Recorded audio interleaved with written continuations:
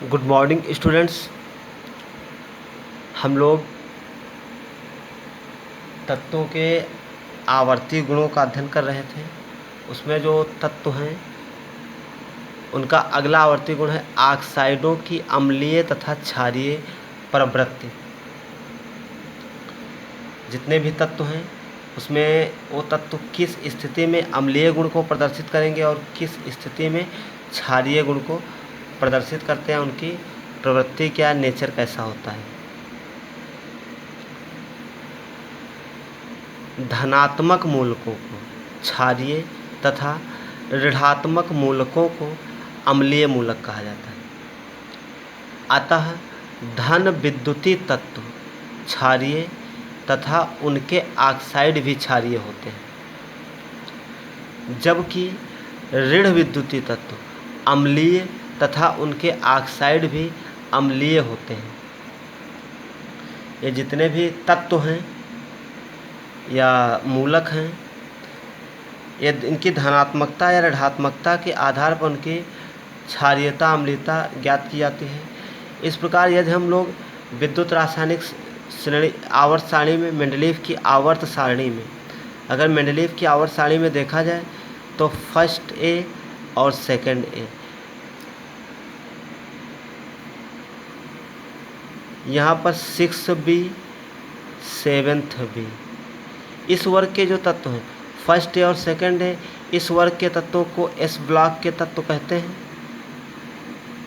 ये तत्व, इसमें हाइड्रोजन, लिथियम, सोडियम, ये सारे तत्व हैं। बेरिलियम,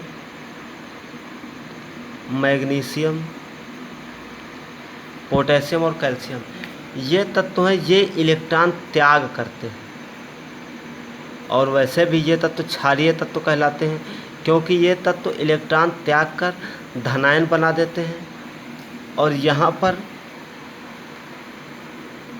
13 नंबर से लेकर के या थर्ड ए से लेकर के third A, fourth A, fifth A, six A, seventh A, ये सारे तत्व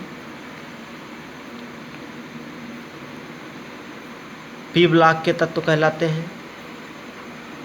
ये सारे तत्व यहाँ पर फिफ्थ, सिक्स, सेवन्थ है, ये तत्व आसानी से इलेक्ट्रॉन ग्रहण कर लेते हैं। तो इलेक्ट्रॉन ग्रहण करेंगे तो ऋणायन बनाएंगे। तो ये ऋणायन वाले मूलक या जो ऋणायन बनाते हैं ये अम्लीय प्रकृति के शो करते हैं, और जो धनायन इलेक्ट्रॉन त्याग कर धनायन बनाते हैं ये क्षारीय प्रवृत्ति को प्रदर्शित करते हैं।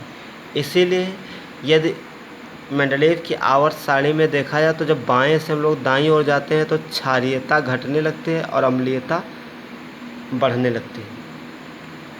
तो इस प्रकार जो क्षारीय धातुएं हैं यदि ऑक्सीजन से क्रिया करेंगी तो क्षारीय ऑक्साइड बनाएंगी, और यदि अम्लीय धातुएं हैं या अधातुएं हैं तो यदि ऑक्सीजन से क्रिया करेंगी तो अम्लीय ऑक्साइड बनाएंगी।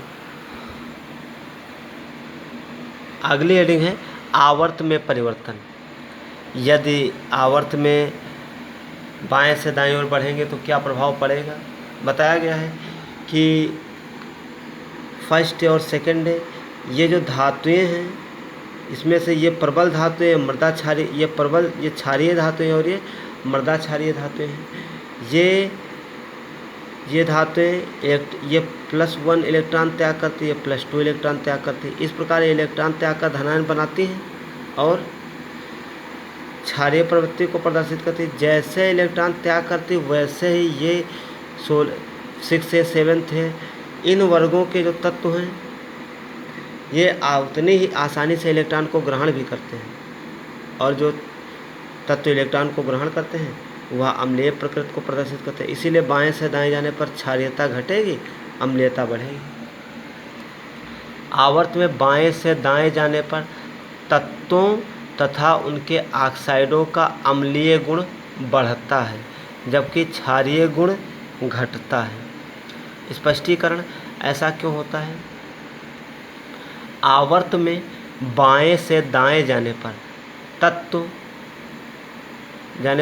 का जेफ का मान बढ़ता है, जेफ जो है नाभिक में प्रोटॉनों की संख्या और न्यूट्रॉनों की संख्या बढ़े, और जेफ का मान है। जेफ का मान बढ़ता है जिससे इलेक्ट्रॉन ग्रहण करने का गुण बढ़ता है, जिससे ऋण विद्युतीय गुण बढ़ता है। जैसे जैसे बढ़ेंगे ऋण विद्युतीय गुण बढ़ेगा और अम्लीय गुण बढ़ता है। इलेक्ट्रॉन ग्रहण करने की क्षमता बढ़ेगी, इलेक्ट्रॉन ग्रहण करेगा तो ऋण विद्युतीय गुण बढ़ेगा, और जब ऋण विद्युतीय गुण बढ़ जाएगा तो अम्लीय गुण को बढ़ता हुआ प्रदर्शित करेगा। जबकि क्षारीय गुण घटता है। जो क्षारीय धातुएं होती हैं उनका यह गुण घटता है। इसी प्रकार बाएं से दाएं जाने पर तत्वों के ऑक्साइडों का अम्लीय गुण बढ़ता है। जब तत्व में बाएं से दाईं ओर जाएंगे तो ऑक्साइड बनते, ये तत्व ऑक्सीजन से क्रिया करके अम्लीय ऑक्साइड बनाते हैं। तो जैसे जैसे बाएं से दाईं ओर हम जाएंगे वैसे वैसे उनका अम्लीय गुण भी बढ़ता रहेगा। ऑक्साइडों में ऑक्सीजन का अनुपात बढ़ने पर अम्लीय गुण बढ़ता है, और यदि कोई तत्व है उसमें जितने ज़्यादा ऑक्सीजन परमाणु होंगे उतना ही उसमें अम्लीय गुण बढ़ता रहेगा। जैसे Na2O, MgO, Al2O3 ये 3 तत्व हैं। इसमें जैसे जैसे हम बाएं से दाईं ओर जाएंगे तो अम्लीयता बढ़ेगी। ये क्षारीय है, ये उससे कम क्षारीय है, ये उससे कम क्षारीय है, ये बहुत कम अम्लीय है, उससे ज़्यादा अम्लीय, और ये सबसे ज़्यादा अम्लीय है। क्योंकि यहाँ पर ऑक्सीजन परमाणुओं की संख्या 3 है, यहाँ 1 है, यहाँ 1 है, तीनों में सबसे ज़्यादा अम्लीय ये होगा। इसी प्रकार यदि ऑक्सीजन परमाणु की संख्या लगातार बढ़ रही है और फिर P2O5 फास्फोरस पेंटाऑक्साइड यह सबसे ज़्यादा अम्लीय है, क्योंकि यहाँ पर 5 ऑक्सीजन परमाणु, यहाँ 3 है। तो एल्युमिनियम ऑक्साइड और फास्फोरस पेंटाऑक्साइड दोनों में फास्फोरस पेंटाऑक्साइड ज़्यादा अम्लीय है।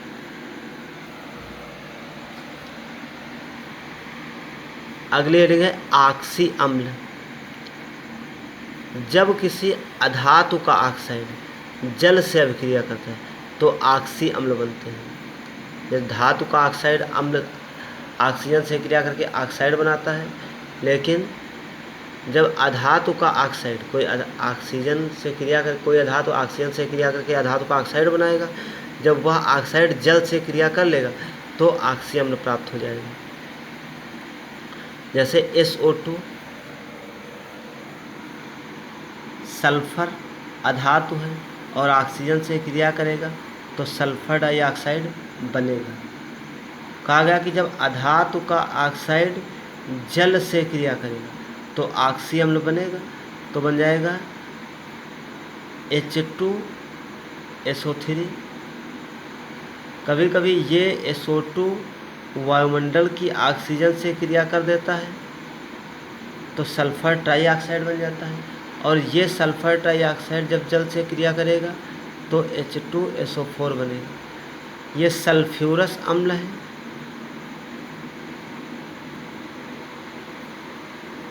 सल्फ्यूरस अम्ल और ये सल्फ्यूरिक अम्ल। इस प्रकार सल्फर ऑक्सीजन से क्रिया करके ऑक्साइड बनाएगा और जल से क्रिया करके ऑक्सी अम्ल बन जाएगा।